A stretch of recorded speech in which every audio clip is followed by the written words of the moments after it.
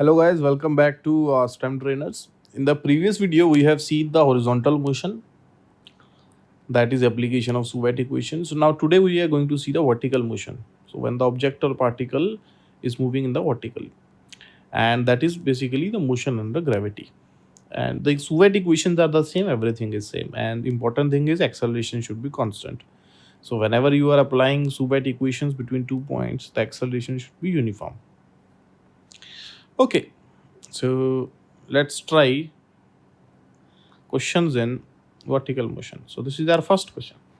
A stone is thrown vertically upwards with speed 16 from a point h meters above ground. The stone hits the ground 4 seconds later. Okay. Find the value of h, the speed of the stone as it hits the ground. Okay. So let's draw a simple diagram first and see what's going on. So let's say this is my ground. So this is, let's say, height h. So stone is thrown vertically upwards. So stone is basically thrown vertically upwards from this. So obviously, when you throw it vertically upwards, it will reach the greatest height, and after some time, its velocity will become 0, and then it will come down, something like this. Now, some students might be wondering why I have drawn diagram like this. Actually, the motion is something like this. It is going vertically up, and then it will come vertically down, like this. Correct? So it is just to explain to you what's going on. That's why we are drawing diagram like this. Anyways, okay, so this is my greatest height that it will achieve. And it's given that after 4 seconds, it hits the ground. So when it hits the ground, it's 4 seconds. And the projected velocity is given as 16 meter per second. Okay. So let's see how to solve this. So first thing is we are looking for value of h. Okay, so let's first write the SUVAT equation between, let's call this point as A, let's call this point as B, let's call this point as C, where it hits the ground. So let's write the SUVAT equation between A and C.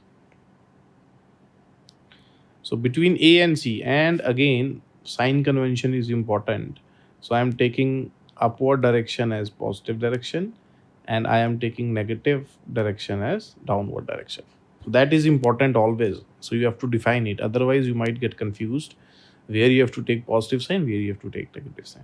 So we will see now. Okay. So it is projected upwards. So obviously my initial velocity becomes 16 and it is positive. Now, what else is given? Time is given. Time is 4 seconds between A and C. And S, what's S?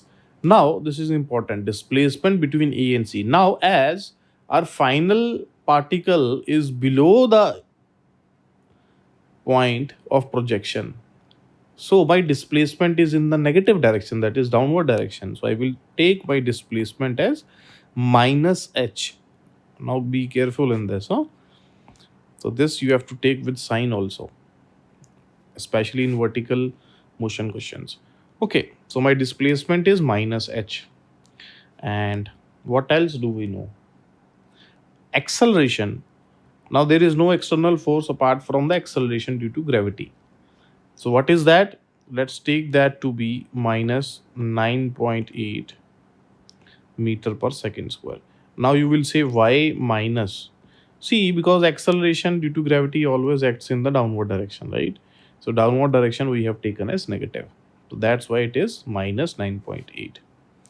So now we have these S, U, A, and T. So what's the equation that connects them? What's the SUVAT equation? That is S equal to UT plus half AT square. So let's use this and see what we are getting. So minus H equals U is 16, time is 4, plus half times acceleration is minus 9.8 into T square, that is 4 square. So this will be like this. So let's simplify this. So we will get minus h equals, this will be nothing but, let's use the calculator, this will be nothing but 14.4 meters. And from this, my h value is coming out to be minus 14.4. Okay, so this gives us basically our h as 14.4 meters. So this is the height from which the particle is projected upward, that is, the stone is projected vertically upwards. I hope you understand this. Important in this is taking the signs of A and S. These are the important things. Okay, let's try the B part now. The speed of the stone as it hits the ground. Okay, so we need to find the speed as it hits the ground. So what we can do in this? So there are a couple of methods that we can use here. So first is, see, we know the U, we know the time from A to C, and actually we know the acceleration also.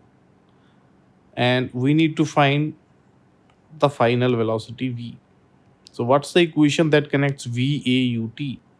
That is V equals U plus AT. So I can directly use this. Between A and C I'm using. So my velocity will come out to be A is 16.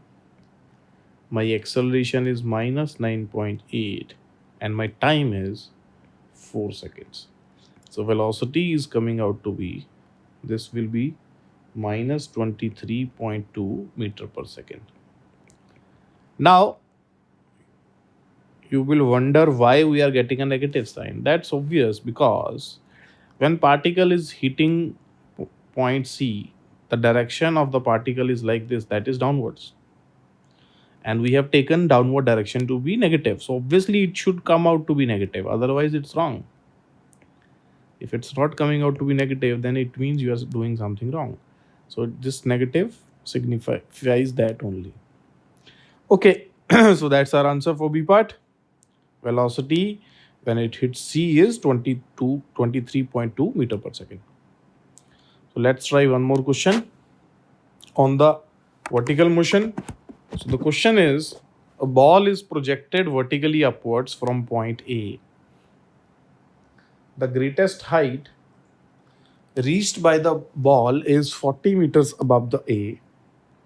Find speed of projection and the time between the instant ball is projected and it returns back to A. Okay, not ground. It's given. You have to find when it returns to A only. Okay.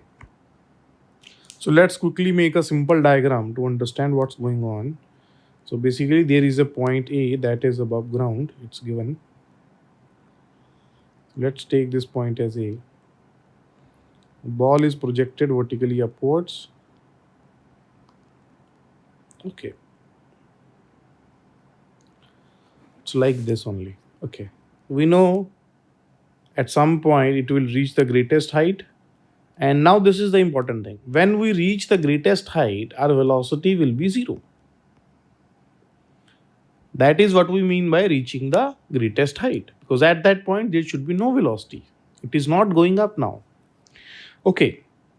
So, let's see what we know. Let's call this point as A, this point as B. Let's call this point as C. So let's apply SUVAT equations between A point and B point. And let's see what we know and what we have to find out. So at A, initial velocity, no, we don't know. We have to find out actually. Okay, acceleration, that we know. In vertical motion, acceleration is downwards. So I'm taking it as negative. My sign convention is upward positive, downward negative. Okay. Distance that is given, displacement is 40 meters.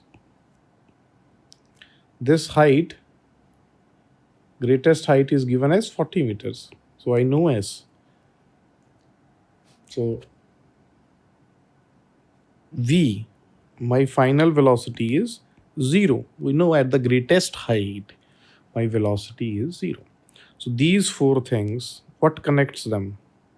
Which Suvat equation? V square equals u square plus 2as. So let's use that and we will get the value of initial velocity u. Let's see. Plus 2 times 9.8 minus into s is 40. So let's calculate u from this. So I'm getting u as 28 meter per second. That is my answer. I hope everyone understands this. Very simple. First, you find the points from where to where you are applying the Suvat equations. Then you write what values you know and what values you have to find out. Then automatically, once you write this, you will see which equation you have to use. Okay, you don't have to think much in this. Okay, let's try the second part now. In second part, they are saying the time. Okay, so between A and C. So when particle is projected from A and then it reaches C, that is at the same height, or it returns to A, same thing. So we have to find the time. So what we can see, let's first write what we know at A. We know the initial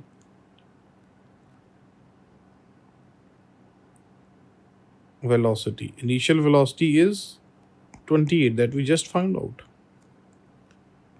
So I'm applying Suvat equations between A and C now. Okay, V. Do we know V? Yes. Because see, now there is no external force here. So when particle is projected or object is projected with initial velocity 28, so when it reaches the same point, so it should have the same magnitude of velocity.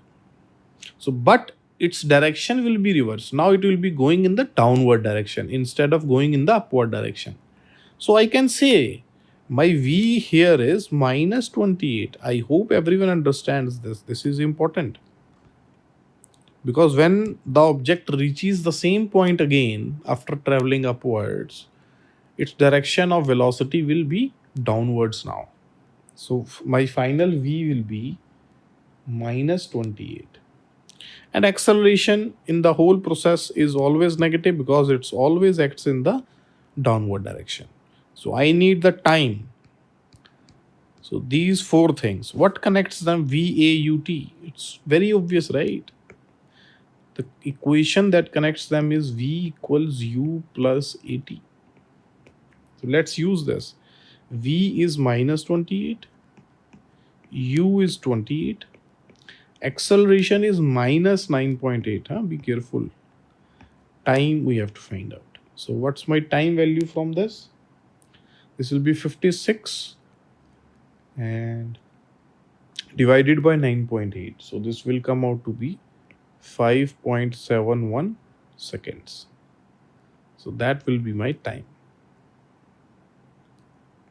I hope everyone understands. Okay, now there is one more thing that you can do in this is you can say that the time taken by the ball from A to B is equal to time taken by the ball from B to C because it is symmetric. So what you can do is you can just find the time taken from A to B and then multiply by 2. You will get the same answer. And in between A and B, you know the S, you know the initial velocity, you know the final velocity. You can do that also. Okay, let me just do that also. So this is method 1. We directly use Suvat equation between A and C. So same question, you can just apply Suvat equation between A and B also. Between A and B. At B, final velocity is 0, initial velocity is 28. So let's just quickly use this. So V is 0 equals initial, that is 28, plus acceleration is minus 9.8 into t. So what is my time here? 28 divided by 9.8 seconds. That is actually, you can actually see this is nothing but half of this. So time is coming out to be 2.85 approximately seconds. Okay, so this, which is actually half, so multiply this by 2, you will get 5.71. You can do that also. I hope everyone understands this. And if you have any doubt, any query, you can just post it on the comment section. And please, if you like all this, and then subscribe the channel, like the video, and share it with your friends. Thanks for watching STEM Trainers.